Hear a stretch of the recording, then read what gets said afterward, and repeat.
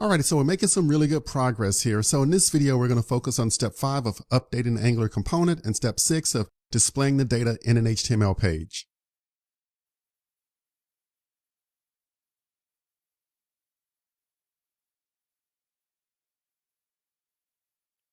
Alrighty, so let's go ahead and move over to our coding here for our Angular component.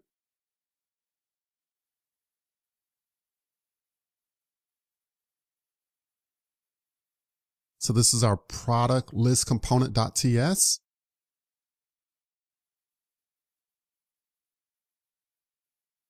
And one thing I'd like to do is inject a dependency here. So we're going to need our product service. So we're going to inject the product service into this product list component.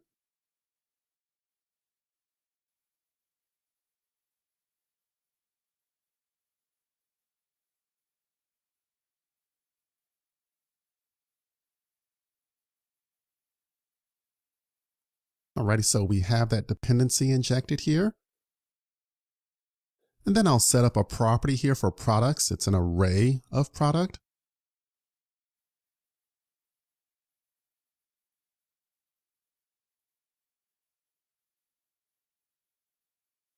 Once an Angular component is initialized, they'll call the ng-on-init method. This is similar to our post construct. So this is where I'll actually add the hook to call my list products method.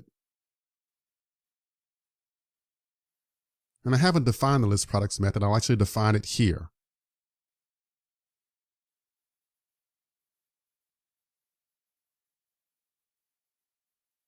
So inside of my list products method, I'll make use of my product service and I'll call get product list. And I'll actually subscribe to that data. And the method is actually invoked once you subscribe. This method will execute in an asynchronous fashion. And then when the data is returned, then we can assign it to our own property. So here I'll simply assign the results to our product array. And that's basically it for integrating our service with our Angular component. Now I need to do one more thing here in step 6 of displaying the data in an HTML page. So let's go ahead and open up product list component.html.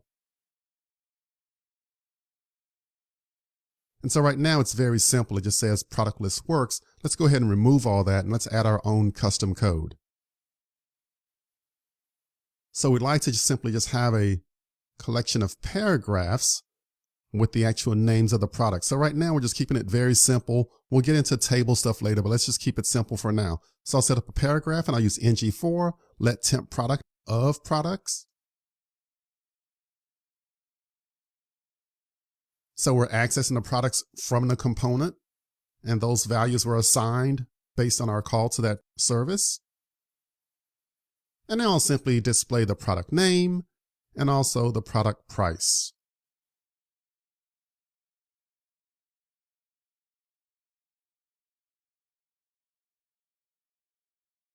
And I'll also send it through that currency pipe so I can format it.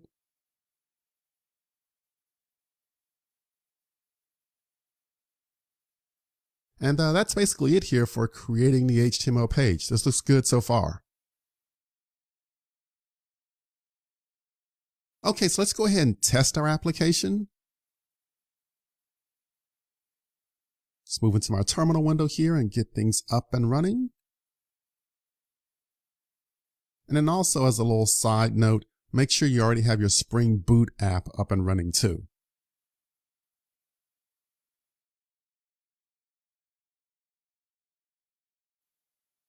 Alrighty, so our app is up and running, but what? Where are the products? I should see some products here. That's strange. Let me just close some of these other windows here. Do a reload. Okay, nothing. Strange. Do a quick little check on the code. So that's our product service, calling it endpoint. Okay.